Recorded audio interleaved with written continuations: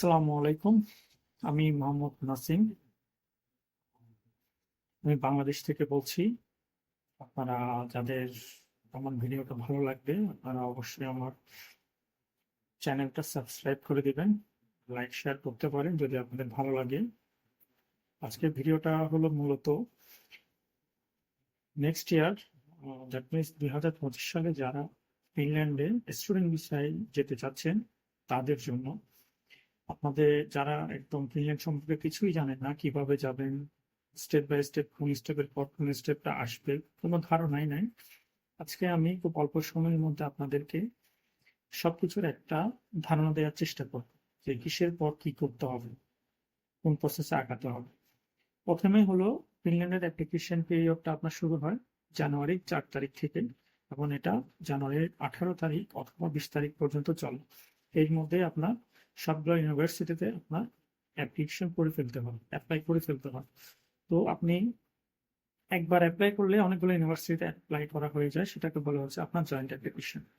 Joint অ্যাপ্লিকেশনের মাধ্যমে আপনি একবার অ্যাপ্লাই করবেন, সেটা অনেকগুলো ইউনিভার্সিটিতে একই সাথে অ্যাপ্লাই করা হয়ে যাবে। আর হচ্ছে আর কিছু ইউনিভার্সিটি আপনার অফার করে হচ্ছে সেপারেট অ্যাপ্লিকেশন, সেটা আপনি ওদের ওই ইউনিভার্সিটিগুলোতে সেপারেটলি আপনি অ্যাপ্লিকেশন করতে পারবেন। সেটা আপনার জানুয়ারির 4 থেকে 18 তারিখ অথবা এর পরেও করতে পারেন। যেমন আপনার পপুলার একটা ইউনিভার্সিটি আছে, সেটা হচ্ছে central university of applied science. এটাতে আপনার জয়েন্ট অ্যাপ্লিকেশনের মাধ্যমে অ্যাপ্লিকেশন করা যায় না, ওটা আপনি সেপারেটলি অ্যাপ্লিকেশন করতে পারবেন। ওদের অ্যাপ্লিকেশন পিরিয়ডটা শুরু হয় আপনার ফেব্রুয়ারি মাস থেকে। তো প্রথমেই তো আপনি ধরেন জয়েন্ট অ্যাপ্লিকেশন করে ফেললেন, জানুয়ারির 4 তারিখ থেকে 18 তারিখের মধ্যে আপনি জয়েন্ট অ্যাপ্লিকেশনটা করে ফেললেন। করে ফেলার পর তারপর কি হবে? তারপর আপনার 2 থেকে 3 মাস আপনার ওয়েট করতে হবে।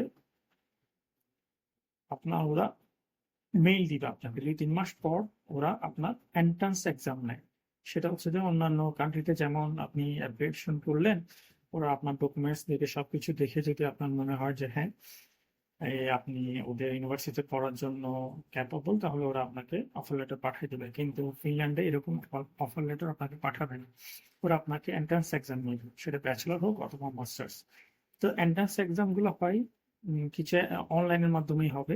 আপনার কিছু কিছু ইউনিভার্সিটি আপনার ওয়েব ক্যামেরা অন রেখে এক্সামটা নিবে, দ্যাট মিনস আপনার ভিডিও কলে ভিডিও কনফারেন্সের মাধ্যমে আপনার এক্সামটা দিতে হবে, অথবা ওয়েবক্যামটা অন, আপনাকে একটা টপিক পাঠিয়ে দিবে, আপনি সবকিছু লিখবেন, অনলাইনে সবকিছু লিখবেন, সবকিছু সাবমিট করবেন, কিন্তু যেন রুমের মধ্যে কেউ না থাকে, কেউ যেন আপনাকে হেল্প করতে না পারে, সেজন্য ওরা বলবে আপনাকে ওয়েবক্যামটা অন রাখতে। আবার কিছু কিছু ইউনিভার্সিটি আছে যেগুলো মোস্টলি আপনার মাস্টার্স এর জন্য হয়, ব্যাচেলরে আপনার ওয়েব ক্যামেরা অন রাখতে বলে, কিন্তু মাস্টার্সে তেমন কোনো ইউনিভার্সিটিতে আপনার ওয়েব ক্যামেরাটা অন রাখতে বলে না। ওরা একটা টপিক পাঠাই দিবে, আপনাকে মেইলে টপিকটা পাঠাই দিবে। মেইনলি এটা হয় হচ্ছে আপনার টপিকটা অনেক বড় একটা টপিক হয়। আইএলটিএস এক্সাম যারা দিয়েছেন, রিটেন এক্সাম যেরকম হয় ওরকমই, বাট এর চেয়ে একটু টাফ। আপনার আইএলটিএস তো আপনার 3টা প্যারাগ্রাফের মতো থাকে, একটার জন্য 20 মিনিট করে, 3টাতে 60 মিনিট, আপনার ওইটা 1 ঘন্টার মধ্যে 3টা প্যারাগ্রাফ আনসার করতে হয়। এখানে একটা প্যারাগ্রাফই থাকবে, কিন্তু প্যারাগ্রাফটা অনেক লেন্দি। অনেক সময় দেখা যায় 8 পেজ, 10 পেজ, আমি 17 পেজ এরকম পেয়েছি। ওই প্যারাগ্রাফের ভেতর থেকে আপনার প্রশ্ন থাকবে, এবং প্রশ্নগুলোর আনসার আপনি দেখে দেখেই দিবেন। আইএলটিএস এক্সামে যেরকম আপনি প্যারাগ্রাফের ভেতর থেকে আপনার খুঁজে খুঁজে আনসার বের করেন, ঠিক সেভাবেই আপনার আনসারগুলো খুঁজে বের করতে হবে। বের করে এবং পরীক্ষার টাইম হয় 1 ঘন্টা, 1.5 ঘন্টা, ম্যাক্সিমাম 2 ঘন্টা এর মধ্যেই পড়ে। এর চেয়ে বেশি হয় না, 2 ঘন্টার মধ্যে এক্সাম শেষ হয়ে যায়। এক্সাম শেষ হওয়ার পর আপনি আপনার আনসারগুলো সাবমিট করে দিবেন। দেন আপনি ওয়েট করবেন হচ্ছে রেজাল্ট দেওয়ার জন্য। আরো 1-2 মাস লেগে যায়। যেমন নর্মালি আপনি জানুয়ারিতে অ্যাপ্লাই করলেন, আপনার এপ্রিল মে জুনের দিকে গিয়ে ওরা আপনার পরীক্ষাগুলো নেয়, এন্ট্রান্স এক্সামগুলো নেয়, এবং এটার রেজাল্ট আসে আপনার জুলাইয়ের দিকে। আপনার রেজাল্ট চলে আসে আপনার জুন জুলাই এরকম, এর মধ্যে আপনার রেজাল্ট গুলো চলে আসে। রেজাল্ট আসার পর আপনার যদি পরীক্ষায় পাশ না করেন, তাও আপনাকে ওরা রেজাল্ট দিবে, নেগেটিভ রেজাল্টটা দিয়ে দিবে। আর যদি পরীক্ষায় পাশ করেন, তাও পজিটিভ রেজাল্টটা ওরা দিয়ে দিবে। এখন রেজাল্ট আসার পর আপনি কি করবেন? এখন আপনার হয়তো একটাতেও পাশ করতে, একটা ইউনিভার্সিটি থেকে অফার লেটার পেতে পারেন। অর্থাৎ পাশ করলে আপনার যেটা হবে সেটা হচ্ছে যে ওরা একটা অফার লেটার পাঠিয়ে দিবে।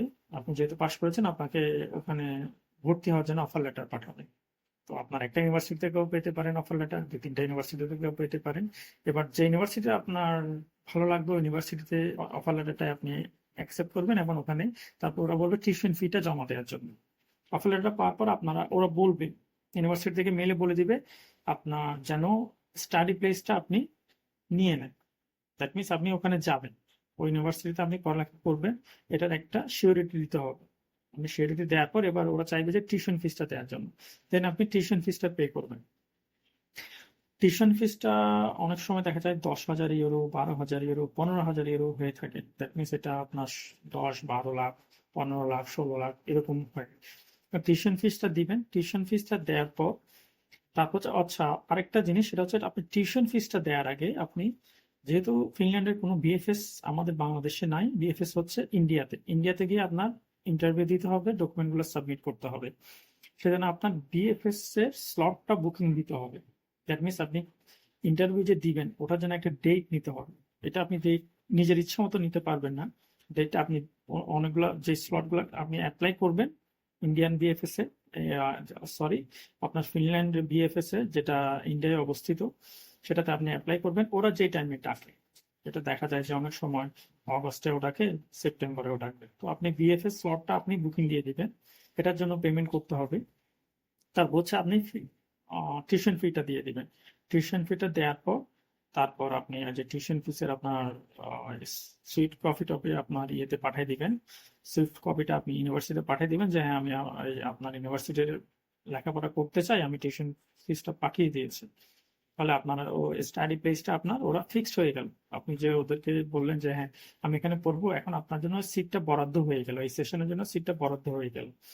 তারপর আপনার বিএফএস ডেট আসবে, বিএফএস ডেট আসলে আপনি ফিনল্যান্ডে গিয়ে, সরি ইন্ডিয়ায় গিয়ে আপনি ফিনল্যান্ড এম্বাসিতে আপনার ডকুমেন্টগুলো জমা দিবেন। তারপর হচ্ছে আপনার ইন্টারভিউটা দিবেন, দেওয়ার পর এবারে ইন্ডিয়া থেকে চলে আসবেন। এবার আপনি ওয়েট করবেন হচ্ছে আপনার ডিসিশন আসার জন্য, যে আপনি ইন্টারভিউ যে দিলেন ওরা স্যাটিসফাইড কিনা। যদি স্যাটিসফাইড হয়, আপনার ডকুমেন্ট যদি ওকে থাকে, তাহলে আপনাকে পজিটিভ ডিসিশন পাঠাবে, সেটাও মেলের মধ্যে পাঠিয়ে দিবেন। নেগেটিভ হলে সেটাও পাঠিয়ে দিবেন। আর যদি পজিটিভ হয় তাহলে পরের স্টেপ হচ্ছে কি, ওরা আপনাকে পজিটিভ ডিসিশন দিবে। দেওয়ার পর আপনাকে ওরা একটা টাইম লিমিট দিয়ে দিবে, এই টাইমের মধ্যে আপনাকে ফিনল্যান্ড চলে যেতে হবে। তো ওই টাইমের মধ্যে আপনি ফিনল্যান্ড চলে যাবেন। এটাই হচ্ছে মোটামুটি একটা প্রসেস, ফিনল্যান্ড কিভাবে যাবেন এটার প্রসেসটা।